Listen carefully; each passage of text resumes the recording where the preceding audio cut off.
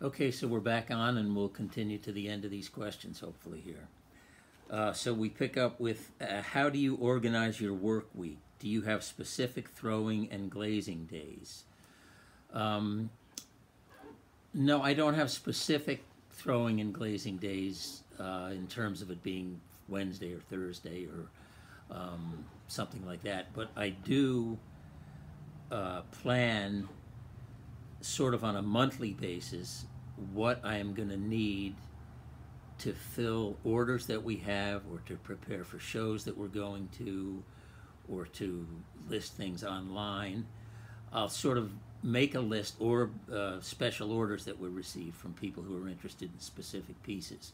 So we'll make lists of numbers of pieces that we have to make for the current work cycle, which, as I described earlier, is about a 3 to 3.5 week of making pieces, and then several days glazing and loading and firing the kill. So we do it that way. We kind of assess, and it can be seasonal too, because we have long been involved in outdoor shows that mostly occur during the summertime. So the volume of work that we need to produce is steady, but it fluctuates to a certain degree during depending on the time of the year.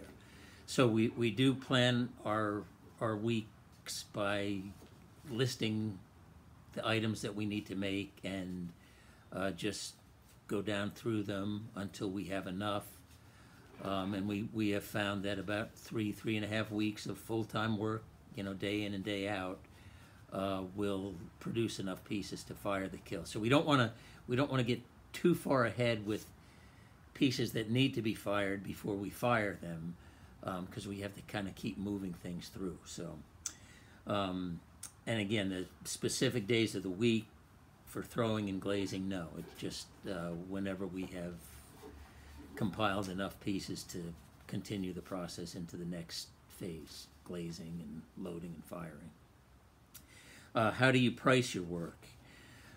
Pricing is a very tricky and difficult part of doing this successfully. So you have to obviously charge enough to cover all of your costs, and your costs start with when you turn the light switch on, when you come in the morning, when you buy your materials, when you buy your gas, when you drive back and forth to shows, and when just everything that becomes part of the making process has to be taken into consideration when you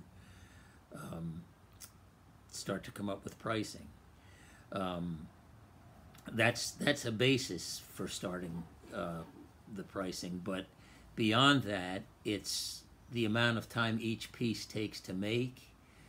Some pieces that are more one-of-a-kind, more unique, have to be kind of more carefully looked at and assessed, and they may demand a higher price just because they've been successful. They're kind of more standalone, one-of-a-kind pieces. So it's a complicated process, but you have to do, years ago I would do time motion studies and things like that I could figure out how much I was making per hour, and once I figured how little that was per hour because I was working so many hours, I stopped doing that, and just there's a certain amount of what the market will bear, and that just by going to shows and having your work in galleries.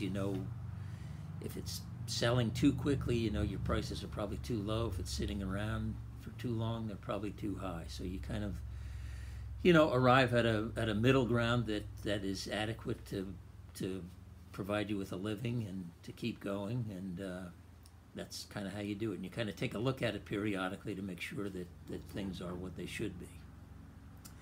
How did you start being such a successful potter and business owner that has such a nice gallery and get to a point to create a huge workspace? Well, those 4 years that I spent in New York at the Clay Arts Center were fundamental for me in terms of understanding what I would need to be able to do this for a living. But beyond that, once I got that and knew that what I would basically need, over time, that changed. There was a period of time where these outdoor shows were becoming a successful means of selling work. So there were also meetings with gallery owners that occurred where they'd be interested in buying work from us. So just like combining all of that together, and then trying to develop a local market is an ongoing thing that kind of, as much as it might seem that I've been successful, and I am, and I'm grateful for having been able to do this for a living. It's not the road to riches by any means, but it's a very satisfying way to live. But you have to combine a number of different means of selling and marketing your work to be able to have it happen. So, is it easy to ship pieces? What does that process look like so that nothing breaks? No, it's not easy to ship pieces. It's not cheap to ship pieces, and it's becoming more and more expensive by the month. So what we do when we ship pieces is we tend to overpack. So we'll wrap several layers of newspaper around a piece, and then wrap that in bubble wrap, and then sometimes even wrap that in like corrugated cardboard to kind of create a little box that we then put into a larger box with at least 2 inches of some sort of cushioning material around the entire group, or if it's just one piece, around the one piece. But if a number of pieces go into one box, then you have to make sure that all of that, all of the pieces are sort of in the middle of the box, both from side to side and top to bottom, and that they're adequately surrounded by material that will withstand rough handling during the shipping process. So from the time it leaves here, it's out of our control in terms of how the boxes are handled. So we've kind of learned the hard way how we have to pack things in order for it to hold up to, the roughest of handling. So it's not an easy process, and that's by no means our favorite part of the process either, but something that has to be done. Now we're on to surface. On your Instagram, I see it looks like your work has spotted texture. Is it the glaze that does that, or something else? It's actually a combination of 3 things: the clay, the glaze, and the firing process. The spots are actually what are considered impurities. Not that there's nothing pure about them, but they're non-clay particles in the clay that are drawn out during the firing process through the glaze, or at least to the surface of the glaze, and they form those interesting looking spots and marks on the pieces. So it's really a combination of the materials and the firing process that develops those. What kind of glazes do you use? Do you make them yourself? Well, we do make them ourselves, and they are combinations of ceramic materials, naturally occurring minerals and rocks that are mined and then finally processed into a powdered form that we over the years have developed formulas for that work for our purposes. A lot of the base glazes are out there for anybody to use and test, but it requires a lot of testing, and every potter that I know, again, has an individual style and look to their work, and it doesn't happen by accident. It's something that requires a lot of testing and trial and error and getting the thickness and thinness of the application of the glazes worked out and all of that. It's a long, time-consuming process that continues all the time. I mean, you're always looking for new colors and new surfaces, so it's an ongoing process. Was it the type of glaze you used, or was it the kiln that made the cool dripping together effect on the teapot? I think I just explained that well, maybe I did. That is actually a result of the firing process, but it only results in that dripping because the two glazes that I used on that piece overlap. So you have that kind of iron red glaze on the bottom and the bluish green glaze on the top, and that area where they overlap is kind of more of a greenish yellow area that drips. And during the firing process, when the heat produces a melt in the glaze begins to move and run, and that's what produces that dripping look. Is dipping your pieces in the glaze the only way you glaze your pieces, or do you glaze them in other ways as well to produce the different glaze patterns? No, dipping is probably the most common method we use, but there are several other methods that we use, from pouring the glaze on. We use a spray process where I have a compressor and spray guns that force the glaze with compressed air onto the piece, and that provides a sort of a unique technique for glazing that in some cases it's sometimes the only way you can get if a piece is large and you can't dip it, it's a good way to do it. It's also a good way to overlap glazes and to kind of play around with glaze patterns that are difficult to get otherwise. But dipping is the main way. Pouring, especially on the interior of pieces. So those are the glazing methods that we use. How do you know when there's enough glaze on your piece? Well, again, that's a real trial and error process that takes a long time, or maybe just one time. If you do it wrong, you can see pretty quickly if the glaze is too thick and it runs off the bottom of the piece, or it just doesn't look. It's very opaque looking when it should have some clarity to it. You can tell sometimes if that's the case, then you need to thin your glazes out. If the piece is too transparent and you can just see right to the clay and you don't have much of a glazed look at all, then your glaze is probably too thin and you need to remove some of the moisture content from it.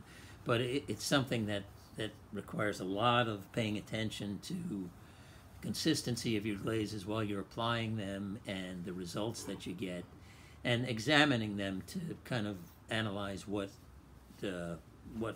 was successful and what wasn't, and why. When adding texture, which processes do you gravitate towards? For me, a lot of the texture that you see in our pieces is a result of the type of glazes that we use. We use wood ash as one of the components of some of our glazes, and that provides a kind of a mottled texture. But beyond that, I like to brush on thick applications of like a white porcelain slip on a stoneware. I like the texture that provides and the look that provides.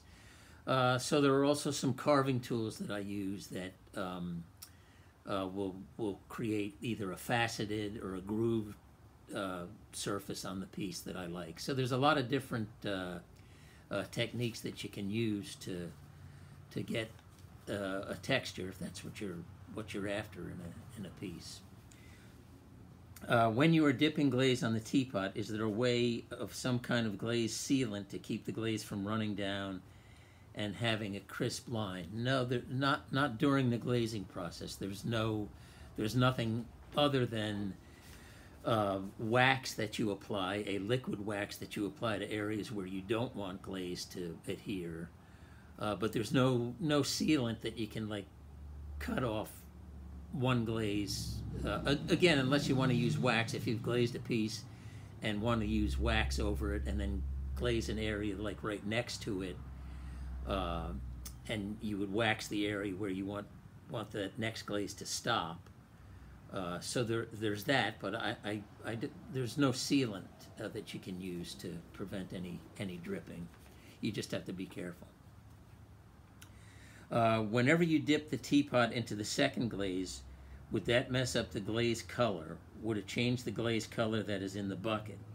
Because you already had a color on and you dipped part of the teapot that had the color into the new glaze. No, that's a good question, though. So what you do is, you may have noticed when I dip that teapot, I set it aside, and because the glaze and the bisque piece that you're glazing are of a consistency that the piece is very porous and the glaze is very liquid, so the piece will absorb the moisture, and within minutes it'll be dry enough to touch and dip into the next glaze without it dissolving and contaminating that glaze with a different color other than what you want in that bucket. But again, it's something you have to be careful with. It can happen. You don't want to get too much of, or any of, one glaze color into another glaze bucket. So you have to be careful, make sure your glaze has dried sufficiently before you dip it into the next bucket. You have such good trimming by the visual lift on your pots. Could you give me some techniques you use? Yeah, one of the techniques that I use is to use more clay than I'm going to need, that I know that the piece needs when I make it. So if I want something to have a very narrow foot and a lift, as you said, it's very difficult to achieve that only through the throwing process. In other words, if you have basically the main part of the form how you want it, but you want some more lift, if you leave enough clay under there to support it while you're forming the piece, knowing that you're later you have already envisioned what you want that piece to look like, you can trim enough clay away, and it's another step in the process. You can do that. You can trim that clay away. You can also do it as you finish making it with that cutting tool that I use. That's a good tool for giving that lift to the piece. So there are those two things you could work on. What tips, advice would you give for trimming a piece so that inconsistencies and mistakes are minimized? Well, you can only minimize mistakes up to a certain point. If your piece is, if you've made what you wanted it to be a round piece and it's kind of out of round, depending on how badly out of round it is, all the trimming in the world won't fix that. But a lot of times, most often pieces are not perfectly symmetrical or perfectly round.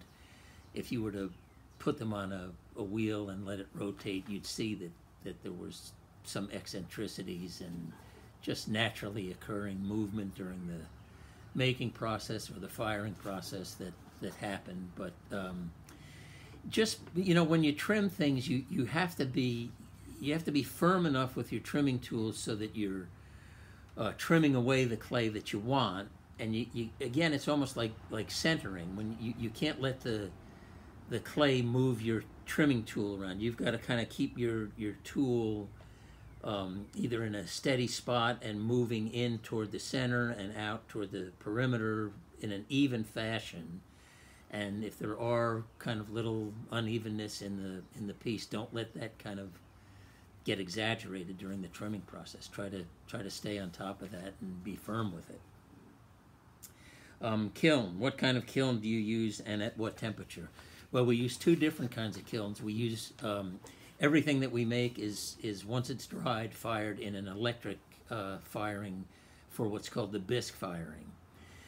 And the purpose of that firing, and that is fired to about 1800 degrees, and the purpose of that firing is just to harden the pieces enough so that you'll be able to handle them without breaking them during the glazing process.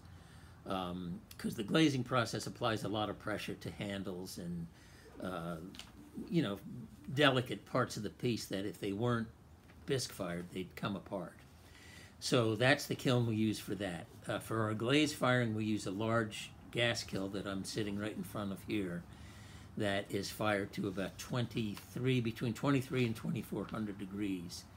And that is a temperature that's sufficient to melt the glazes and it's in an atmosphere. A gas firing atmosphere is different than an electric atmosphere in terms of the results you get. This is called reduction firing, which during the course of the firing you actually reduce the amount of oxygen that the flame is burning with, and that kind of releases carbon into the atmosphere inside the kiln, and that is what produces the interesting results that you see in the surfaces and colors that I use.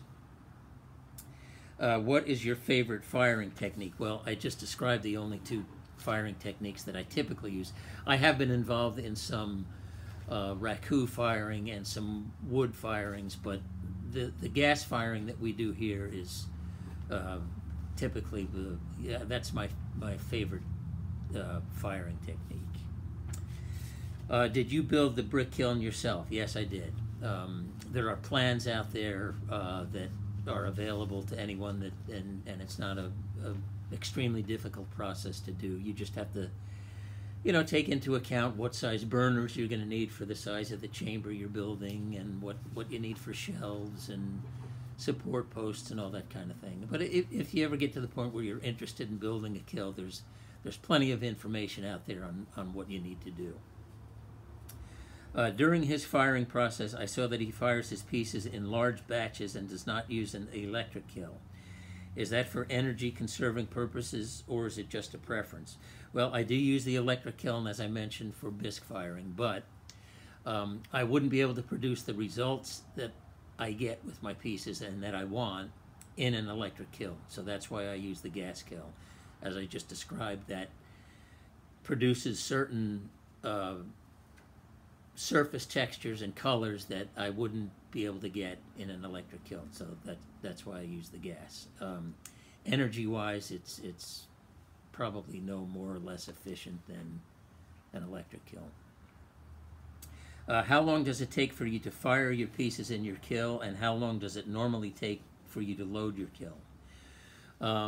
Well, we'll start with the loading. The loading usually occurs during the last day and a half of the glazing process. So as we're getting to the end of the glazing, I'll begin to load the kiln, and by the last day of the glazing process, I usually finish up loading it, and then I fire it. And the time it takes from the time we finish loading it and close it up and it's at room temperature, it takes about 16 to 18 hours, depending on the density of the load, to reach temperature, and that's that 23 to 2400 degrees.